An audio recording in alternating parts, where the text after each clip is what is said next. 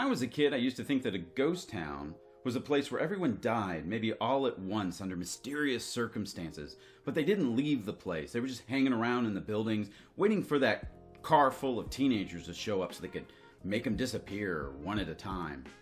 But then I found out that a ghost town is just simply a town that's died because of all the people have left. Maybe the industry has gone out, or the mill is closed, or the oil isn't flowing anymore, and people have gone on to look for other work. It turns out that there are ghost towns all over the world, and Bitcoin miners are in search of them. Hey everybody, it's Mike.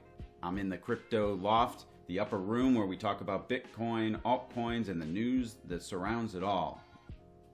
So speaking of ghost towns, a Canadian one is gambling on Bitcoin for a new chance at life.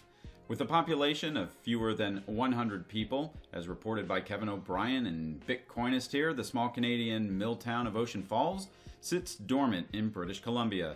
Some think that the Bitcoin mining boom could help reverse their economic fortunes. I think Bitcoin here is going to have to reverse its economic fortunes first. I think that comes in a little later. Some Bitcoin miners see themselves as soldiers of fortune.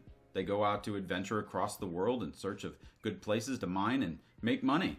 Many have moved to places across China and Scandinavia.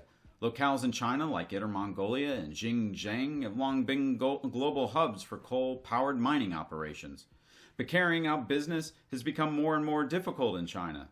Maybe it's because in China they've outlawed mining and exchanges and, the actual cryptocurrency.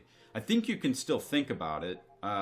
Yes, President Xi Jinping, as I say his name right, has said that blockchain is an emerging technology. So think about it. Actually think about it a lot. Maybe get ready to reverse engineer it.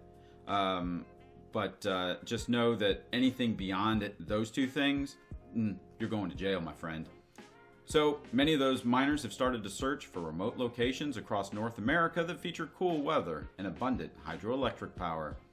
Over the past several months, Bitcoin miners have descended into small towns across North America in a desperate grab for inexpensive electricity. Officials in the rural town of Wenatchee, Washington, reported how dozens of mining operations are looking to move into the area. Chinese ASIC manufacturer Bitman is set to open up a mining center in small Rockdale, Texas. I hear it's going to employ a bunch of people. They're pretty happy about that, but I'm not sure they know what Bitcoin is. Overall, some locals welcome the miners, while others remain somewhat wary of their big promises.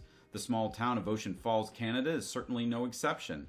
Once a bustling mill town with around 5,000 people, the locality is now home to less than 100 people, none of whom are pictured in this photo.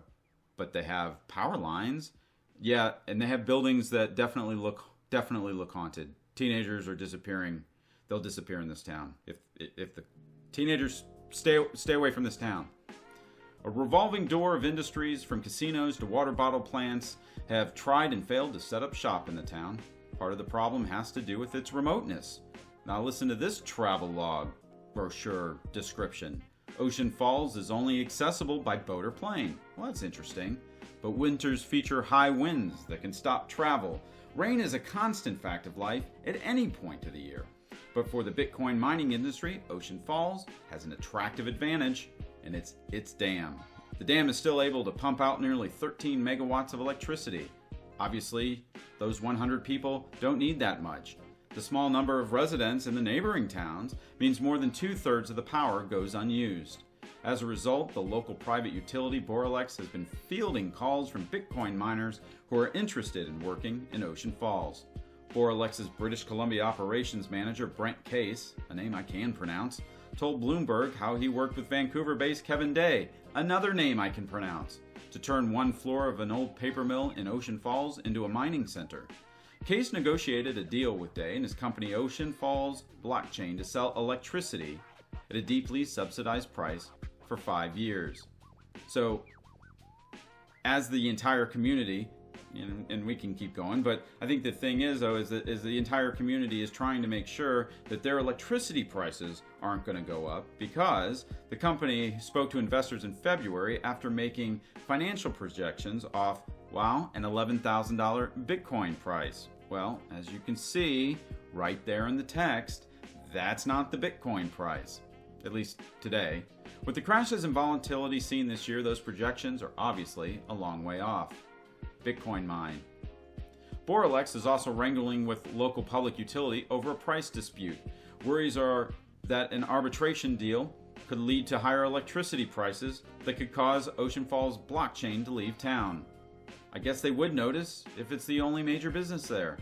Despite what happened, some residents are merely happy people are coming to Ocean Falls with a vision toward the future. Others recalling how vibrant the town used to be in decades past. I don't know how many decades ago, because it looks like it's been abandoned for a pretty long time.